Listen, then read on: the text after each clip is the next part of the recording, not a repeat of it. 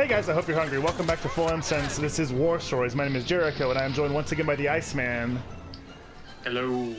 So today we're going to complete our journey through the Star Wars saga thus far with Episode 6, Return of the Jedi. Just to catch you up, if this is the first one of these you've watched, we're just sort of talking about each movie, what we liked, what we didn't like, and just giving a general overview of the saga before we continue to move into some different diverse topics about the Star Wars universe. So we did Episode 7 first a while back. Oh my gosh, just straight into the fire I go. But anyway, so we've done all the rest of the movies. Here we are at Return of the Jedi. So what do you think of Return of the Jedi? Oh yes, I've been waiting to do this one.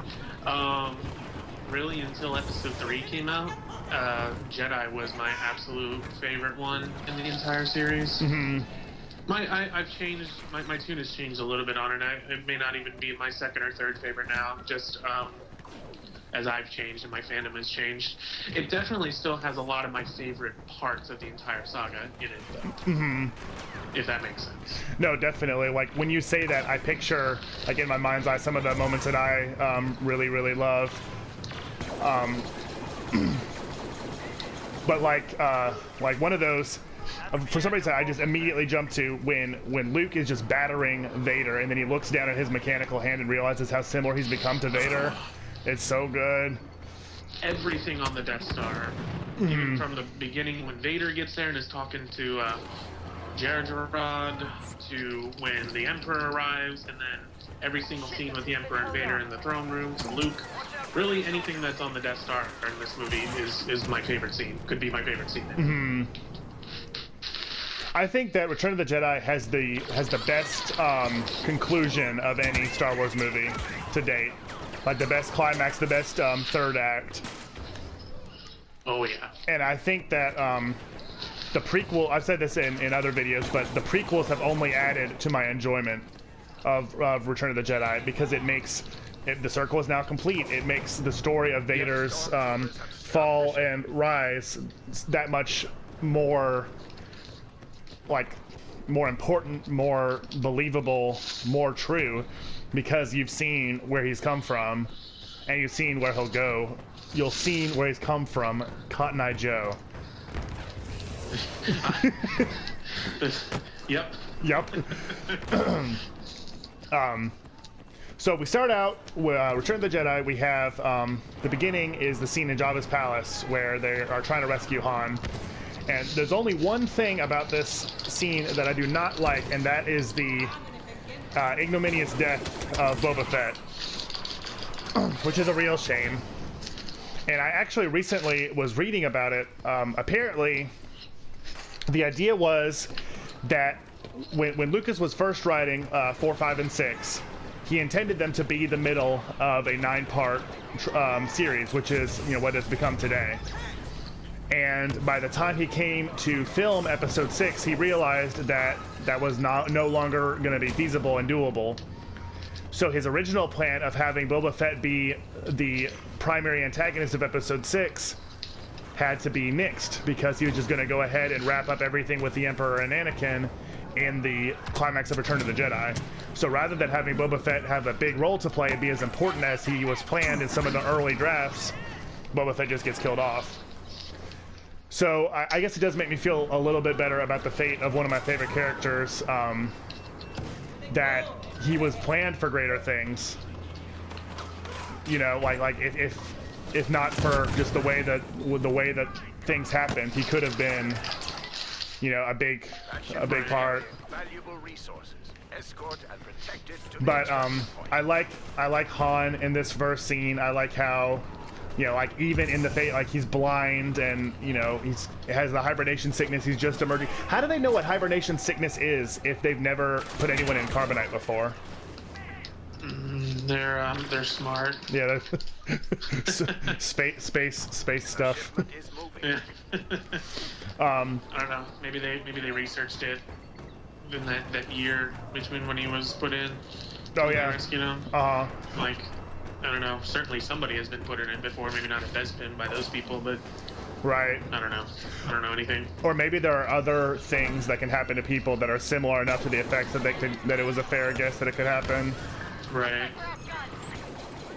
Yeah, that is weird though. I never even thought about that. Like, what the hell do you know? Leia? Leia, if that is your real name.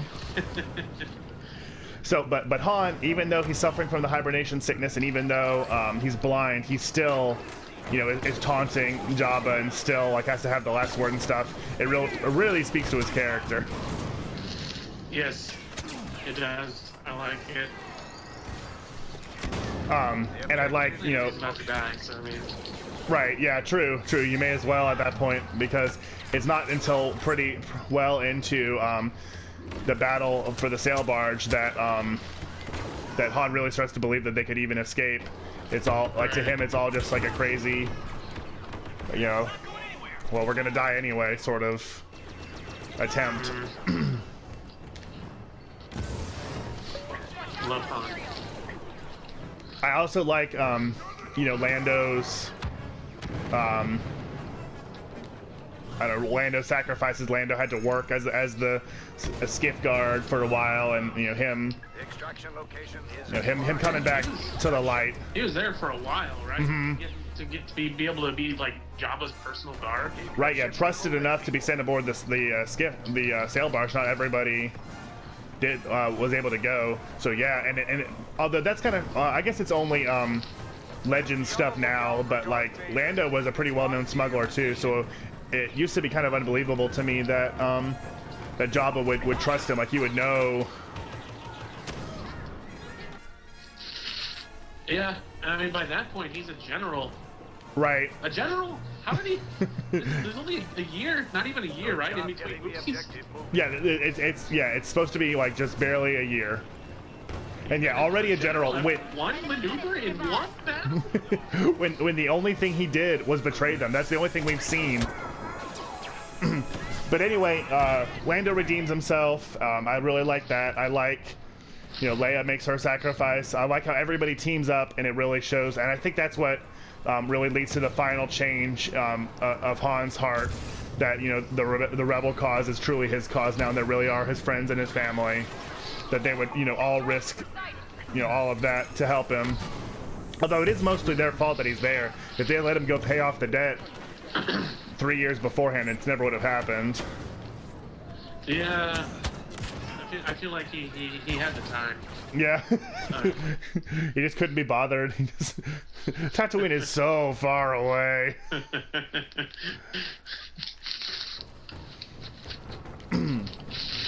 So our heroes escape from the clutches of Jabba the Hutt, and then we split up. Luke goes to Dagobah, and the others head to the briefing for the battle of the second Death Star. Can we just talk about something real quick? Yeah, of course. So people need to stop saying that Rogue One is going to be about all the Bothans who died stealing the plans for the Death Star. They stole the plans for the second Death Star, and I really want people. I can't take it anymore. That's not what Rogue One is about. You're gonna be disappointed if you're expecting Bothans left and right. I mean, there aren't any Bothans in the trailer. Would be my first real thing to react to. I think every single article I've read about it has mentioned many Bothans dying to give them that information. I don't. Rogue One doesn't even make sense because Rogue Squadron didn't really exist as such at the time of Return of the Jedi. Because its main leaders, its leader and founder was Luke, and he had officially given up most of his rebel leadership stuff by that time. Like, I'm pretty, like, I don't know. Yeah, that's crazy. I didn't know people thought that, and I'm really disappointed in the world. Ashamed. Please continue. So, I mean, really, the movie gets moving really well. I think that some of the Star Wars movies sort of struggle with pace because they all basically have their big, you know, their first act is all just like one big action set piece. We have the Battle of Hoth in Episode 5, the Battle of Jabba's Palace for Episode 6, the big speeder or the big chase and through Coruscant for episode 2. Like every Star Wars movie does this, but I think Return of the Jedi does the best job of keeping the energy going, because like straight after that, like yeah, you have the scenes on Dagobah, but they're exciting. You learn that yes, it's true, Vader really is Luke's father, and you know, seeing the briefing, that's one thing that actually makes me really excited for Rogue One. But one thing that I could never get enough of in Star Wars, look at all these guys posted up. We are not going to win. They have 3 different blaster cannons up on the hill. But anyway, that's one thing I cannot get enough of in Star Wars, is seeing like a war. So like having their military briefing and all their generals and leaders and making their plans is really cool to me. So that's how like it really keeps the enthusiasm and excitement going, that like yeah, we just had this battle, but now like this is it. And I like how Mon Mothma like name drops that the Emperor is gonna be there, because that like as to really rally the troops, like this is your chance to take down like to really do it. And then we're off to, you know, the basically 3-pronged finale of you know, Lando and Wedge leading the attack on the Death Star, Han and Leia trying to destroy the shield generator, and Luke's final showdown with Darth Vader. And I think some of the other Star Wars movies, notably Episode 1, don't do as good a job of, you know, tying the 3 together, like thematically, and like how, like Episode 1 is just like, okay, we've shown these guys for long enough, let's do something else. But Episode 6, it always feels like that's just it almost feels like they have to be told that way, like with the 3 storylines, you know, interwoven of like everything that's happening now. Like everybody's courses of destiny are all converging at Endor, and this is it. Yep, and wow, yeah, I never really even thought of it that way. Yeah, it really does tie the whole original trilogy together. Well done. That whole ending does. Mm-hmm. It could have gone either way for them. They won by, it was a close scratch. Right, yeah, the slimmest of margins, they were able to survive and win. Like if Han, and I mean, like they used their trick with the ATST. Like if not for that, like what would have happened? They would have just lost. Like to get back in the shield generator, the Death Star shields never would have been down. And that's it. Everybody loses. Or like if Luke, of course, like if he surrendered to the dark side, but I mean, he could have. Like anything could have happened in the duel, or like if the Ewoks didn't agree to help them, they could have been eaten, or just not had the Ewoks help, and it would have been just them against, you know, the Emperor's legion of best men. Mm-hmm. And the movie really gets that across. I think like the all is lost moments of like when they all get captured, like before the Ewoks help, and like Luke like coming so close to turning to the dark side, and the shield is still up, and the Death Star is attacking and destroying their ships with one blast with the greatest of ease. Like you're really like, oh my gosh, like can they really do this? Yeah. Oh, I love it. I love Star Wars. I'm getting lost in it just thinking about it. So what are some things that you think are not as successful, or you don't like quite as much about Return of the Jedi? I mean, just from like a cinematic point of view, like having nothing to do with the story. I don't really like Jabba's palace. Yeah. I don't like all the puppets. It's just, it goes back to what the things I dislike about Episode 4. It really feels like even with all of the added, you know, stuff for the special editions, it feels like I'm watching a movie that's 30 years old. Yeah. Yeah, I can see that. And I just don't like that part of it. I hate Salacious Crumb. Horrifying. If you don't know, that's his species is a Kowakian monkey lizard, believe it or not. But that's the little critter that's by Jabba that goes laugh. I hate him. I hate him. I hate him. I don't like the Ewoks. I just don't like them. I don't know what they could have done differently. I just don't like teddy bears. Creep me out. I think that it should have been Kashyyyk, and it should have been the Wookiees helping them. Yes, I don't know if this is true or not. I read that was the original idea. It was going to be Wookiees. Mm-hmm. And I don't know, you know, if that were true, or like what made them change their minds or whatever.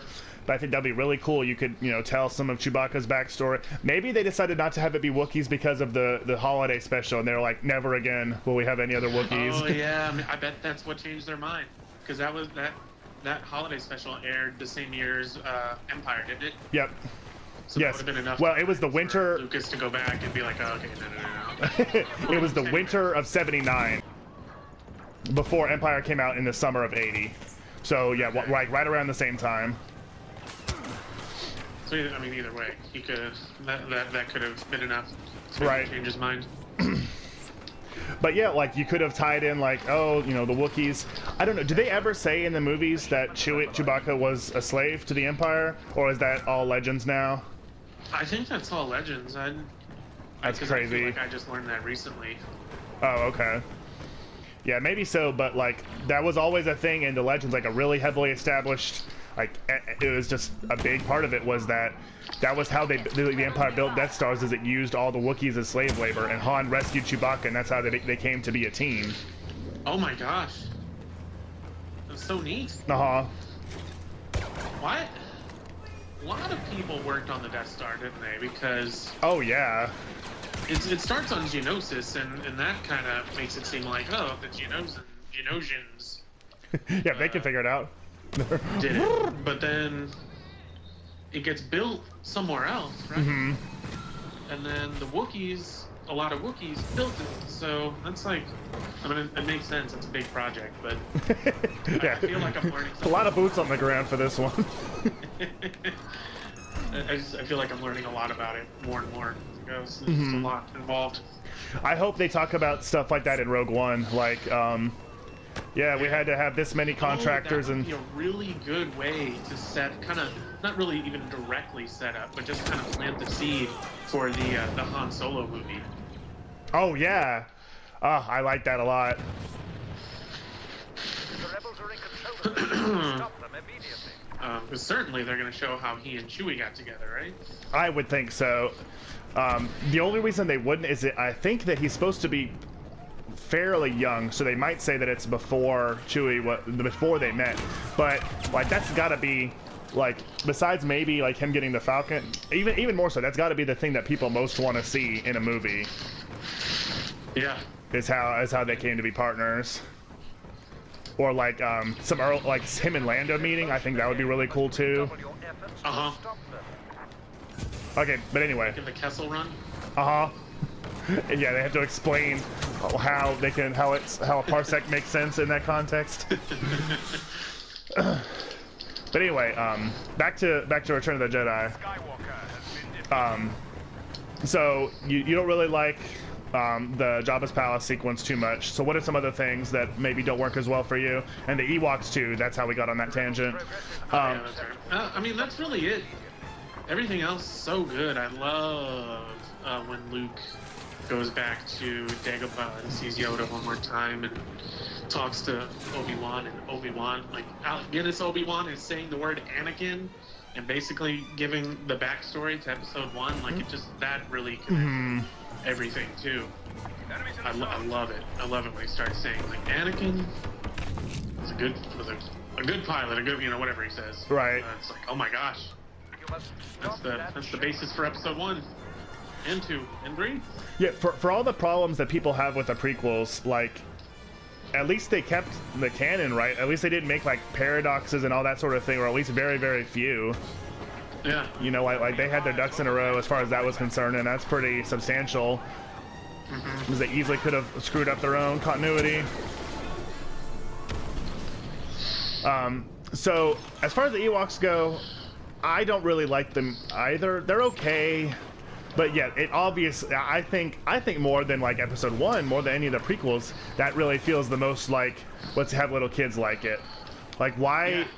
And I know it's like the triumph of, you know, nature and common people over machinery and industry and all that, but like seeing them throw like a rope at a stormtrooper in full armor. So like we already know the armor doesn't protect from lightsabers, it doesn't protect from blasters, and so it doesn't protect against rocks and bits of string either. So why even wear it? It's just bulky. And then in episode 7 he says it doesn't protect from poison, it only filters out smoke. So that's it? It's just no smoking? Put up a smoke detector. Encountering smoke. You need a helmet for that. Just for that. Even then, just wear the helmet. So it's like ridiculous, but some of the stuff is cool. I like when they like crush the AT-STs with the logs. Yeah, that is pretty cool.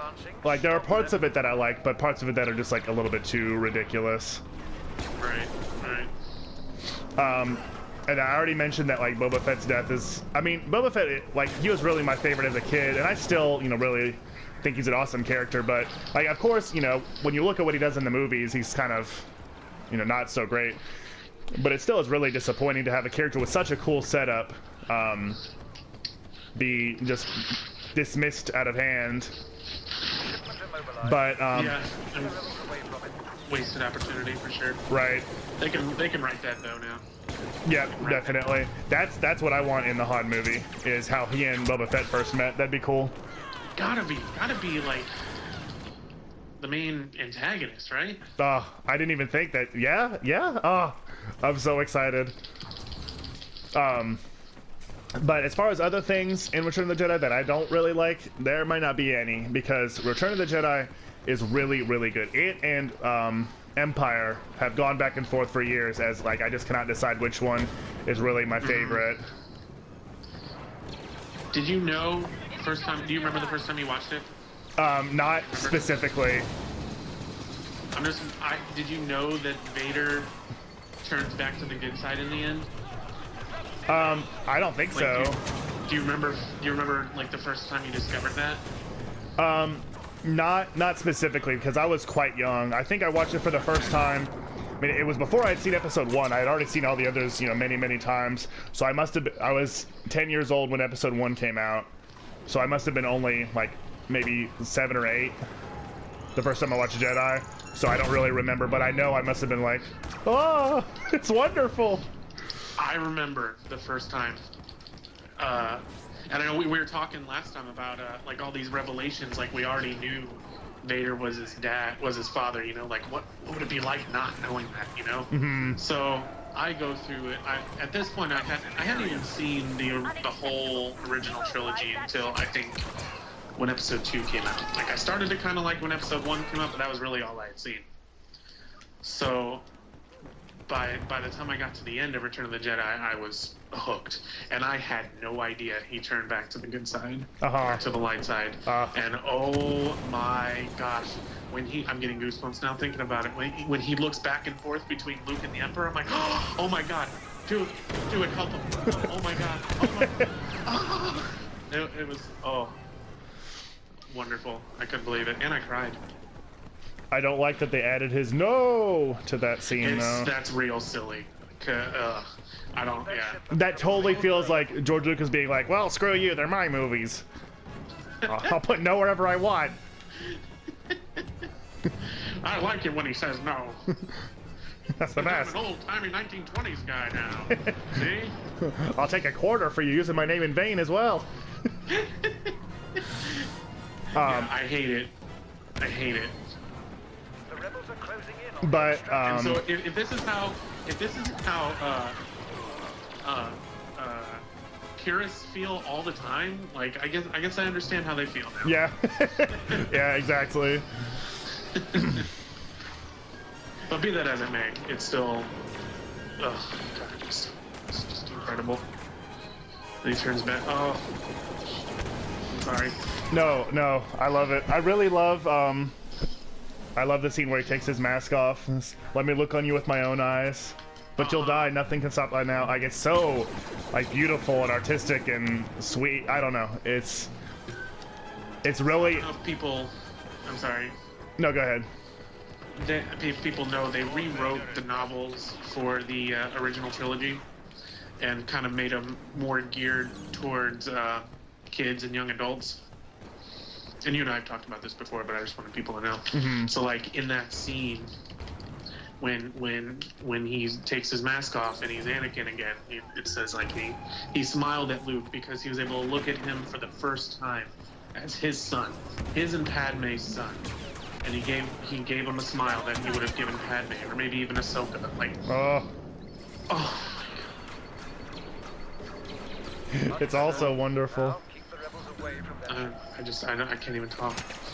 But one thing I really like and appreciate is like that scene is not about like the hero and the villain or even the hero and the redeemed villain. That's just a scene between a father and a son, like just like regarding each other. That's the original novelization. That's the line: father and son regarded each other. Oh. Chills everywhere. So speaking of some changes, hey guys, sorry about that. We had some technical problems. We had to cut it off. So I was gonna ask, speaking of changes, how do you feel about it being Hayden Christensen instead of Sebastian Shaw as a spooky ghost in the end? Right. Well, I like anything that connects the old trilogy to the prequels, and so for a long time I thought it was neat. I guess I still do, but like from a story standpoint, it doesn't make sense at all. No, because like if they look like they're supposed to during the height of their force powers, whatever, shouldn't Ewan McGregor be there too? Mm-hmm. Like Lucas said, oh well, you know, that's what they look like. You know, when that's what Anakin looked like before his fallen state, and that doesn't really make sense either because he turned back to the good side before he died. Right. So. Like, I think that if they wanted to make him be Hayden Christensen, they should have also made it be Ewan McGregor. And if they didn't want to do that, they should have left them both alone. Because one being young and one being old doesn't make any sense at all. And I don't really know any way to justify it. And like maybe it's like how they would want Luke to remember them. But Luke, like when Luke saw Vader like that, he'd be like, oh hey, who's that? Yeah. How did Luke know who he was? Like, who the hell are you? Get away from my ghost friends. Where's my dad? So yeah, I don't know. The prequel lover in me wants to say that I love it, and I do, but it's unnecessary and shouldn't be there. Mm-hmm. As much as it might pain me to say so. I do like things that connect the prequels to the original trilogy, and I will I will appreciate, you know, if the sequel trilogy ends up doing it too, like that'll be something I really like as well, is seeing just the whole saga connected and tied together. But yeah, it just doesn't really make a lot of sense.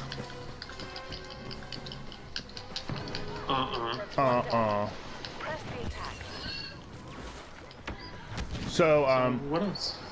Well, do you have any other insight to share on Return of the Jedi? I feel like I love it now more than when we started this conversation. Right. I say it in every single one, but now I want to go rewatch that one. Mm-hmm. That's it. Go after the other ones.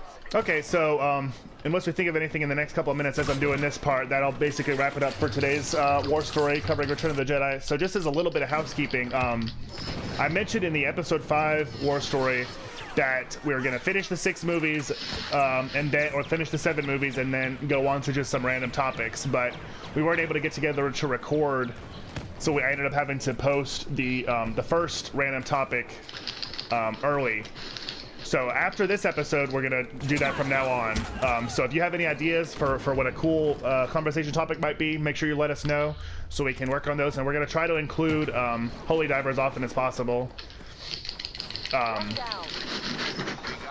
But anyway, that'll basically do it for us today. Thank you so much for watching. Make sure you subscribe to War Stories so you don't miss a single one. Subscribe to my channel, I should say. War Stories are every Tuesday and Thursday, but we have content coming every single day on the channel. Look at you, top of the team, top of the class. But anyway, you have any closing thoughts for the good people? Nah. Nah. They're all right. All right, thanks again, guys, and leave your comment down below of what some other Star Wars topics we can cover, and make sure you stay tuned to see what's next. I don't know about you guys, but we're full.